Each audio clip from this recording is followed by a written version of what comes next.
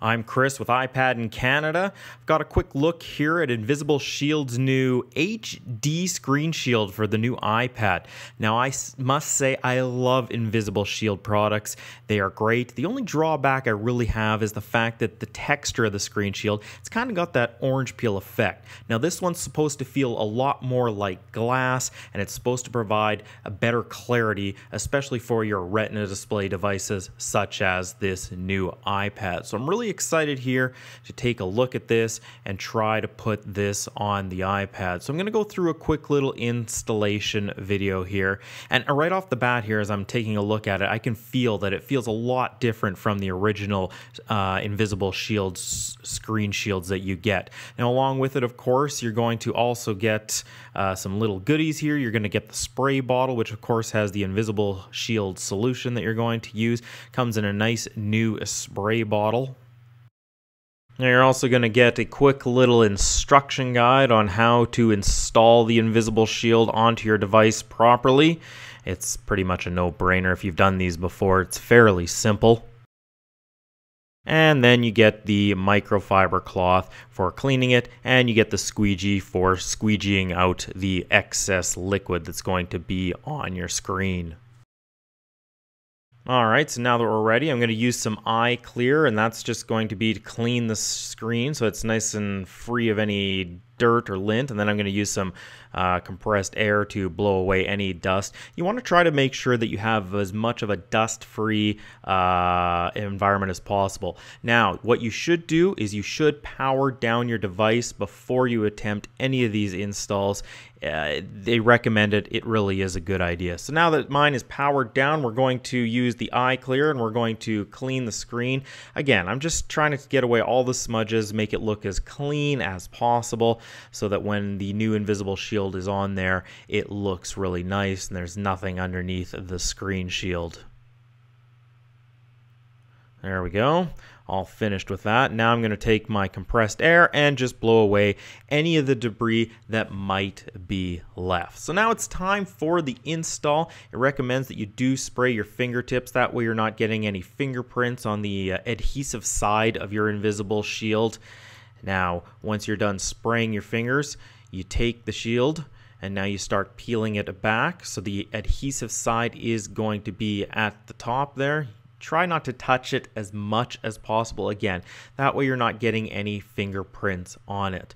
So once you have it off its backing, you take your spray solution here, and now you're just going to spray all over the screen shield. Now you can be as liberal as you want with the solution. I don't think it really matters. You can spray your screen as well. I find the more solution you have on there and a little bit on your screen, the easier it is to put on. Especially you can move it around if it's not perfect when you put it on.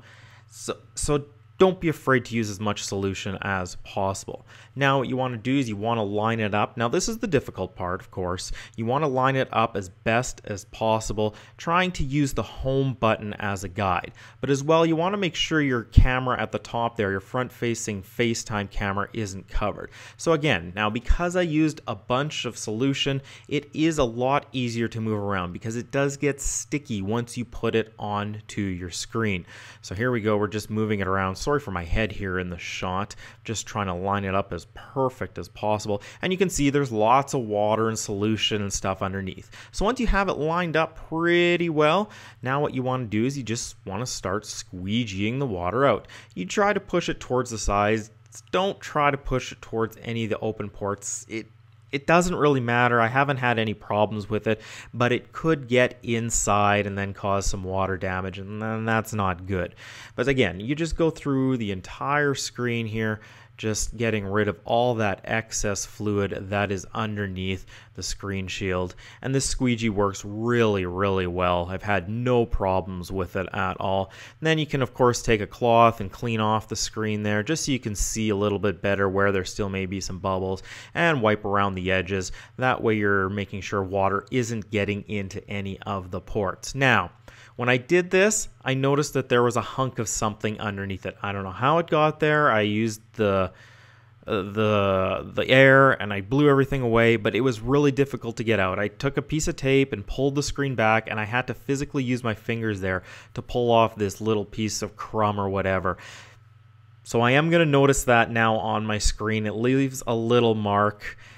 It shouldn't be too annoying, especially when the screen is on. That's one thing you'll notice. If there is a little bit of dust or something underneath of it, when you are using the device, the screen is bright and that you don't really notice it. You'll know that it's there, but you won't notice it. So again, once I've gotten that all taken off, I've peeled it back and I've sprayed some more solution on it. And again, now I just go over it again with the squeegee. It's really, really simple. So you can make some mistakes if there is some debris under there and you want to. Again, just use a piece of tape, go to one of the corners, lift it up. Once you've gotten it all off, the debris or whatever it is, just spray some more of that solution on and you're good to go. Just lay it back down and use the squeegee once again to get the water out. And what's really nice is with this new squeegee bottle and stuff, it appears as though they've given you a little bit more solution. That was also one of my concerns before, is it didn't seem to have enough solution if I wanted to be very liberal with it. So again, here we go, we're just wiping it off, and there we go, it's on there. It looks really, really nice. I do have a couple little bubbles, and I've got some hazing on there, but that should go away over a couple of days. And as you can see, the touch responsiveness, perfect, works perfectly, looks absolutely beautiful, and it really does feel a lot better. It feels like a naked iPad. It doesn't feel like you have a screen shield on. In fact, a couple of times I've forgotten that I had it on there. So it feels a lot different, and I really, really am impressed with the InvisibleShield HD. As you can see here, I'm just testing out the responsiveness of this. Works out really, really well. So if you need a screen shield for your iPad, and I like to have one on mine, I like to protect the screen as much as possible, I highly recommend you give the InvisibleShield HD a try for your new iPad. Make sure to check out iPad in Canada and iPhone in Canada for daily news. I'm Chris with iPad in Canada. Thanks for watching.